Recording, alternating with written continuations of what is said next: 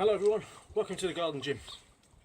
Now rhythm's really important when you're fighting, and it's really important to know how to break that rhythm as well. If someone's constantly bouncing in and out at a rhythmic rate, then you can time them out.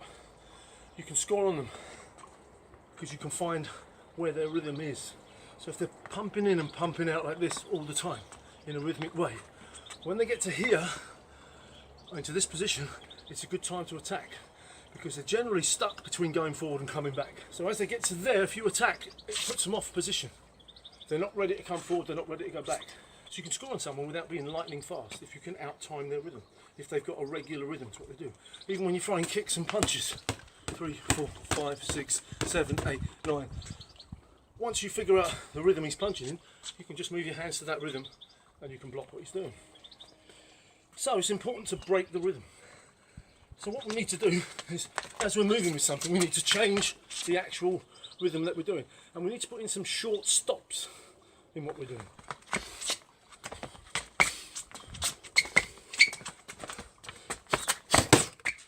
So if we just dummy and go continuously, then you find that the person will suss out your movement and move with you. What you sometimes need is a stop on your dummy, a dead stop, and then go. And what that does is your dummy will put a stimulus towards your opponent. Your opponent will react to that stimulus, generally by tensing in some way, or moving in some way, or getting a hand up, or whatever, but they will tense up. You go forward, then you stop. They sense the stimulus, then they sense your stop, and then they start to come down, and that's the ideal moment to hit them with a technique. So you move forward and tense them up. As they're slowing down, as they're coming down off the tension, you'll go back again. So you hit them in between that timing. So you move from here, stop, go, yeah. So you move sharp, stop, and then fast, yeah. So stop, go, yeah. And you can use any techniques you want. So you could dummy to the head here, go. Could be a kick, could be a punch, doesn't matter, yeah. So we can put up and go.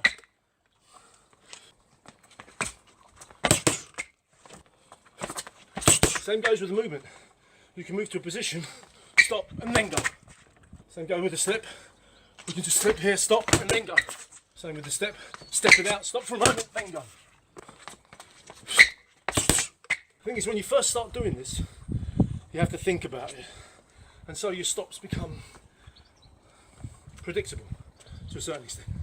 So here, they'll become too long because you think about it. As you fight around, you start getting the feeling of the stop, and it starts to become natural. It starts to become a regular thing. So you can just hear and then go.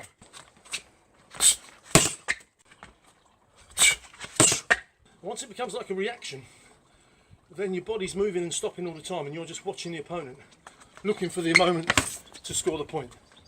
Yeah, dummying, pulling, changing, scoring the point. You're becoming unpredictable, and if you couple that with pulling the opponent, pressing the opponent, moving left and right, then it's very difficult for them to out-time you, but it's easier for you to put them into a position where you can hit them. Stop. Yeah. Sometimes do a double dummy, pull out, stretch the distance, push it in, move it, go. So when you see great fighters moving around, not throwing anything, shifting for position all the time, they're trying to find that point where the opponent is not ready, or they're trying to feel that point where the opponent's not ready. They're not necessarily trying to look for that point when the opponent's not ready. They're trying to get into a position where it feels good to them to go, and it's an instinct that you have to develop through practicing it.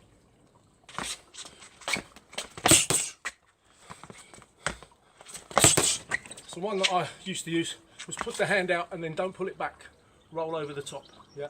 So from here, watch your distance. When you're dummying into that space there, remember you're dummying into number 2, which is the danger area, so you've got to watch. You don't want to get too close with it, but you need to be convincing enough. So you dummy to here, stop for a moment, roll it over the top and score. And what happens is, you don't pull the arm back. You go from there, you keep going into the target. Now the stop makes it better. If you go 1, 2, then as soon as you start to move, the opponent will start to move back, and then you're chasing him. Whereas if you go here and then he stops, and then you move. Okay? From there, stop it, punch it.